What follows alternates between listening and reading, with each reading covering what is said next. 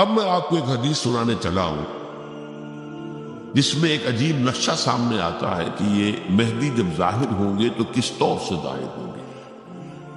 ان کے ظہور کی کیفیت کیا ہوگی، کیف یظہر۔ یہ روایت ہے حضرت ام سلمہ سے رضی اللہ تعالی عنہا، حضور کی زوجہ محترمہ ہے، فرماتی ہیں ام سلمہ عن النبی صلی اللہ علیہ وسلم قال یکون اختلاف عند موت خلیفۃ، موت خلیفہ، حضور نے فرمایا ایک خلیفہ کی موت پر اختلاف واقع ہو جائے گا، خانہ جنگی ہو جائے گی، فَيَخْرُجُ رَجُلٌ مِّنْ أَهْلِ الْمَدِينَةِ حَارِبًا إِلَىٰ مَكَّةَ، پھر مدینے کے لوگوں میں سے ایک شخص نکلے گا، بھاگے گا اور جا کر پناہ لے گا اور چھپ جائے گا مکے میں، فَيَأْتِيهِ نَاسٌ مِّن مکہ، پھر اس کے پاس آئیں گے اہل مکہ، مکہ کے لوگ، فَيُخْرِجُونَهُ، اور اسے نکالیں گے، جہاں وہ چھپے ہوئے ہوں گے وہاں سے نکالیں گے، وَهُوَ كَارِهٌ،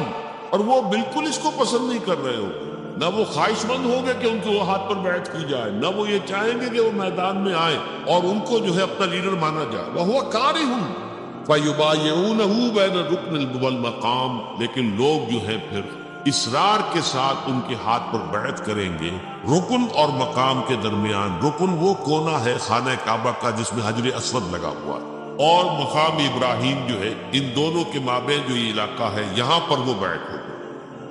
وَيُبْعَثُ إِلَيْهِ بَعْثٌ مِّنَ الشَّامِ، ان کے خلاف ایک لشکر بھیجا جائے گا شام سے۔ نہیں کہا جا سکتا کہ باسی حکومت اس وقت ہی جو ہے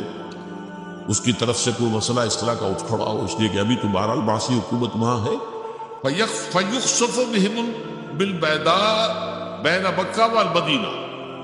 لیکن اللہ تعالیٰ اس لشکر کو مکے اور مدینے کے درمیان وادی بیدا میں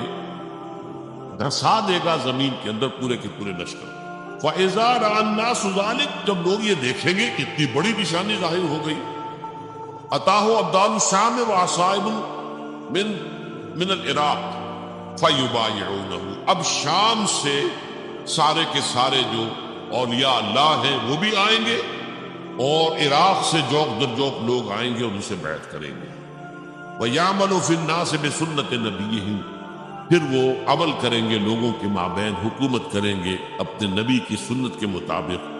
وَيُلْقِي الْإِسْلَامُ بِجَرَانِهِ، اور اسلام اپنی گردن زمین پر ٹکا دے گا۔ وَالْأَرْضِ، فی الارض، زمین میں، فَيَلْبَسُ 7 سنین، پھر وہ 7 برس تک حکمران رہیں گے۔ ثم یتوفا، پھر ان کا انتقال ہوگا۔ وَيُصَلِّي عَلَيْهِ الْمُسْلِمُونَ، اور مسلمان ان پر نماز پڑھیں گے۔ یہ جو میں نے آپ کے سامنے نقشہ کھینچا ہے، اس سے اب میں ایک نتیجہ نکالتا ہوں، اسے بھی میرا گمان کہیے، اختلاف بھی کر سکتے ہیں آپ، اگر اس کو وزنی سمجھے تو قبول بھی کر سکتے ہیں۔ وہ یہ ہے کہ میرے نزدیک ان کے ظہور کا وقت قریب ہے، اور اس کی تھوڑی سی بات میں مجھے معلوم ہوا کہ جین ڈکسن غالباً نام ہے امریکن اس کا، جس نے یہ پیشن کوئی خبر دی تھی کہ 1962 میں عالم عرب میں ایک بچہ پیدا ہوا ہے کہ جو وہاں کا نقشہ بدل کر رکھ دے گا۔ یہ جین ڈکسن کی غالباً پیشن گوئی ہے۔ بہرحال مجھے اس کی پیشن گوئی سے کوئی دلچسپی نہیں ہے، میں تو جو احوال دیکھ رہا ہوں، یعنی اسرائیل کا قائم ہو جانا،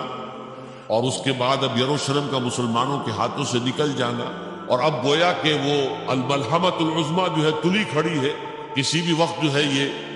جو ہے وہ لاوا پھٹ سکتا ہے، آتش فشاں پڑ سکتا ہے۔ تو یہ تمام حالات ایسے ہیں کہ جن کی وجہ سے میں سمجھتا ہوں کہ ایک تو جو قرآن مجید کے اشارات میں نے آپ کو بتائے، 14 صدیاں، 14 دن میں چاند کا پورا ہونا، والقمر اذا اتسق، 14 دن میں 14ویں کا چاند۔ اسی طرح اب یہ 14 صدیوں کے بعد یہ صدی جو 15ویں صدی ہے، یہ در حقیقت ظہور امام مہدی کی صدی ہے۔